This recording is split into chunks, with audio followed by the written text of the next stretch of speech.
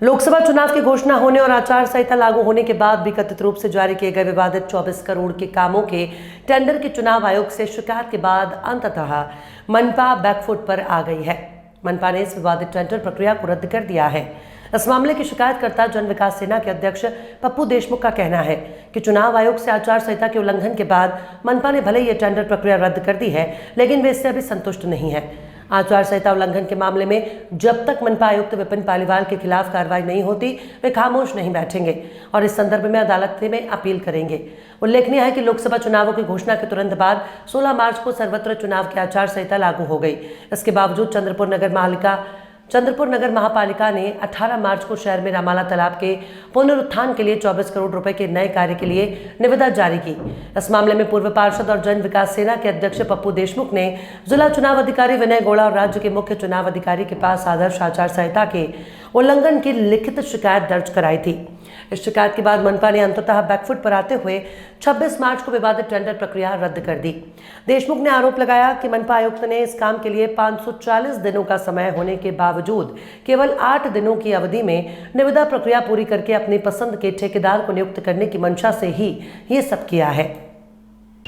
पप्पू भाई, आपने जो 24 करोड़ के टेंडर को लेकर महानगर पालिका के लिए आक्षेप दर्ज किया था, कल उस पर कुछ कार्रवाई हुई है, क्या बताएंगे आप? चंद्रपुर महानगर पालिका के कमिश्नर साहब जो है, उन्होंने आचार संहिता लगने के बाद मतलब 16 मार्च को लोकसभा की आचार संहिता लगी, लोकसभा चुनाव की, और 18 मार्च को उन्होंने एक ई टेंडर अपलोड किया है 24 करोड़ रुपए का, जिसके बारे में हमने कंप्लेंट किए थे और उसके ऊपर उस टेंडर को कैंसिल करने की कार्रवाई हुई है। हमारी मांग ये है कि जब टेंडर कैंसिल करने की कार्रवाई की गई, इसका मतलब आयुक्त साहब ने आचार संहिता का भंग किया, आदर्श आचार संहिता का भंग किया, ये बात साबित हो चुकी है। तो ये बात अगर साबित हुई है तो आयुक्त श्री विपिन पालीवाल, इनके खिलाफ अभी तक कार्रवाई क्यों नहीं हुई? ये कोई अगर आम आदमी चुनाव लड़ने वाला उम्मीदवार होता तो उसको अभी तक नोटिस चला गया रहता, लेकिन अभी तक हमें प्रशासन से कोई जानकारी प्राप्त नहीं हुई है कि आयुक्त साहब के खिलाफ क्या कार्रवाई हुई है।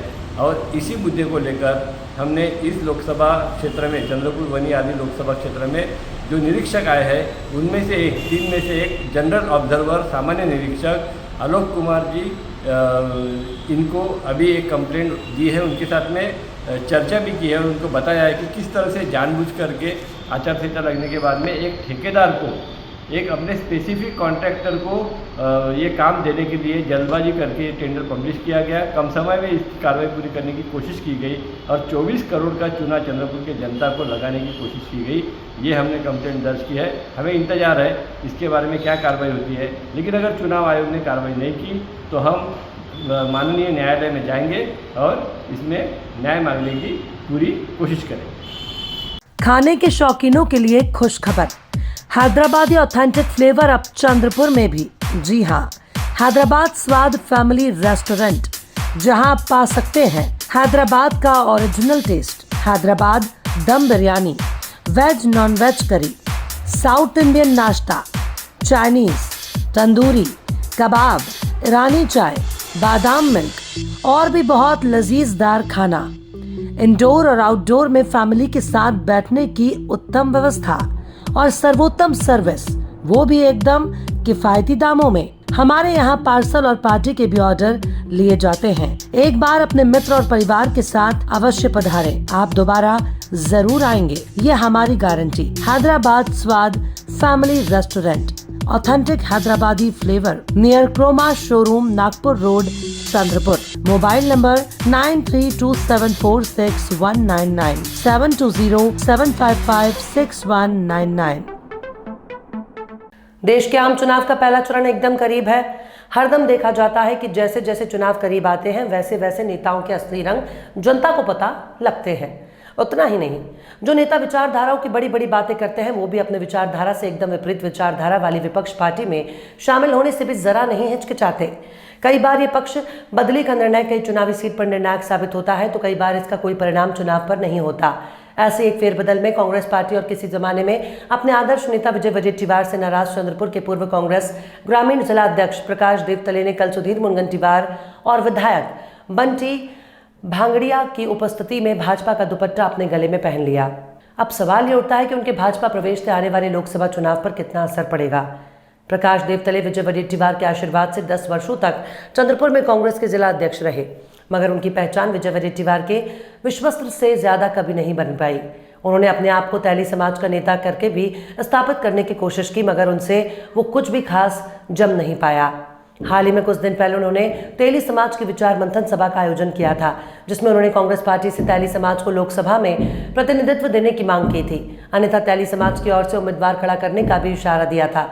ये उम्मीदवार विनायक बांगड़े या फिर वो खुद होने की बात कर रहे थे। इस सभा में बमुश्किल 30 से 40 तैली समाज के लोग ही नजर आए। इससे उनका प्रभाव समाज पर समझ आया, मगर खुद को टिकट नहीं मिलने की वजह से तैली समाज के आड़ में उम्मीदवार देने की बात करने वाले प्रकाश देवतले आखिर में तैली समाज का भी साथ छोड़कर भाजपा में चले गए। उल्लेखनीय है कि तैली समाज के अधिकतर मुख्य नेता और समाज के प्रतिष्ठित व्यक्तियों का झुकाव कांग्रेस की ओर हर बार ज्यादा नजर आया है। इससे जो थोड़े बहुत तैली समाज के लोग प्रकाश देवतले के पीछे थे, शायद अब वो भी न रहे। ऐसी चर्चा शहर के हर नाके पर हो रही है। इसी वजह से प्रकाश देवतले ने चुपचाप अकेले ही भाजपा के और मंत्री सुधीर मुनगंटीवार की शरण गति स्वीकार की और उनके प्रवेश के वक्त कोई भी तैली समाज का व्यक्ति या उनके कार्यकर्ता साथ में नहीं थे। इसलिए ये कहा जा सकता है उनके भाजपा प्रवेश से शायद ही कोई फायदा भाजपा को या नुकसान कांग्रेस को होगा।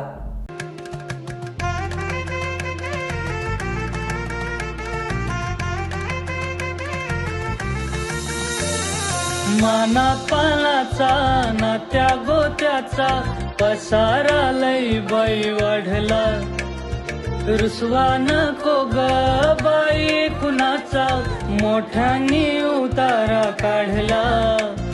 लगीन घाई सुचून देई खरेदीने पणा काढला, खरेदीला वरसी धीने उत्साह नवा आणला। बांधला बसता बांधला, बांधला बसता बांधला, बांधला बसता बांधला, बांधला बसता बांधला।